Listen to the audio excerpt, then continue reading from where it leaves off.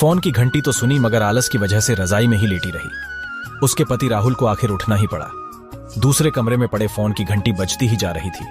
इतनी सुबह कौन हो सकता है जो सोने भी नहीं देता। इसी चिड़चिड़ाहट में उसने फोन उठाया। हेलो, कौन? तभी दूसरी तरफ से आवाज सुन सारी नींद खुल गई। नमस्ते पापा। बेटा, बहुत दिनों से तुम्हें मिले नहीं, सो हम दोनों 11 बजे की गाड़ी से आ रहे हैं। दोपहर का खाना साथ में खाकर हम 8 बजे की गाड़ी से वापस लौट जाएंगे। ठीक है? हाँ पापा, मैं स्टेशन पर आपको लेने आ जाऊंगा। फोन रखकर वापस कमरे में आकर उसने रचना को बताया कि मम्मी पापा 11 बजे की गाड़ी से आ रहे हैं और दोपहर का खाना हमारे साथ ही खाएंगे। रजाई में घुसी रचना का पारा एकदम 7वें आसमान पर चढ़ गया। कोई इतवार को भी सोने नहीं देता। अब सबके के लिए खाना बनाओ, पूरी नौकरानी बना दिया है। गुस्से से उठी और बाथरूम में घुस गई। राहुल हक्का बक्का हो उसे देखता ही रह गया। जब वो बाहर आई तो राहुल ने पूछा, क्या बनाओगी? गुस्से से भरी रचना ने तुनक के जवाब दिया, अपने को तल के खिला दूंगी।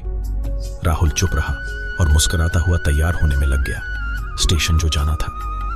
थोड़ी देर बाद गुस्सैल रचना को बोलकर वो मम्मी पापा को लेने स्टेशन जा रहा हूं, वो घर से निकल गया। रचना गुस्से में बड़बड़ाते हुए खाना बना रही थी। दाल सब्जी में नमक मसाले ठीक है या नहीं की परवाह किए बिना बस करछी चलाए जा रही थी। कच्चा पक्का खाना बना बेमन से परांठे तलने लगी, तो कोई कच्चा तो कोई जला हुआ। आखिर उसने सब कुछ खत्म किया, नहाने चली गई। नहा के निकली और तैयार हो सोफे पर बैठ मैगजीन के पन्ने पलटने लगी।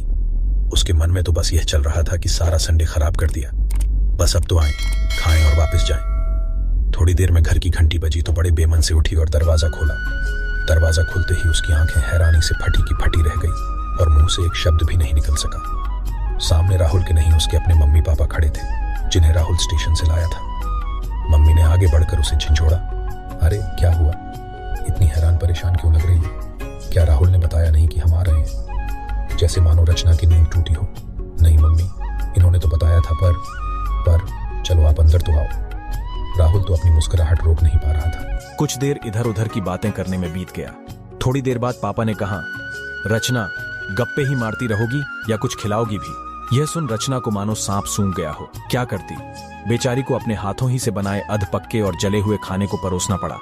मम्मी पापा खाना तो खा रहे थे, मगर उनकी आंखों में एक प्रश्न था जिसका वो जवाब ढूंढ रहे थे। आखिर इतना स्वादिष्ट खाना बनाने वाली उनकी बेटी आज उन्हें कैसा खाना खिला रही है? रचना बस मुंह नीचे किए बैठी खाना खा रही थी। मम्मी पापा से आंख मिलाने की उसकी हिम्मत नहीं हो पा रही थी। खाना खत्म कर सब ड्राइंग रूम में आ बैठे। राहुल कुछ काम है, अभी आता हूं कहकर थोड़ी देर के लिए बाहर निकल गया। राहुल के जाते ही मम्मी, जो बहुत देर से चुप बैठी थी, बोल पड़ी, क्या राहुल ने बताया नहीं था कि हम आ रहे हैं? तो अचानक रचना के मुंह से निकल गया, उसने सिर्फ यह कहा था कि मम्मी पापा लंच पर आ रहे हैं। मैं समझी उसके मम्मी पापा आ रहे हैं। फिर क्या था, रचना की मम्मी को समझते देर नहीं लगी कि यह मामला है।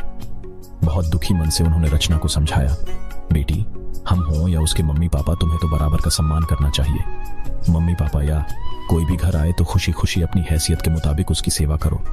बेटी, जितना किसी को सम्मान दोगी उतना तुम्हें ही प्यार और इज्जत मिलेगी। जैसे राहुल हमारी इज्जत करता है, उसी तरह तुम्हें भी उसके परिवार और संबंधियों की इज्जत करनी चाहिए। रिश्ता कोई भी हो, हमारा या उसका, कभी फर्क नहीं करना। रचना की आंखों में आंसू आ गए और अपने को शर्मिंदा महसूस कर उसने मम्मी को वचन दिया कि आज के बाद फिर ऐसा कभी नहीं होगा।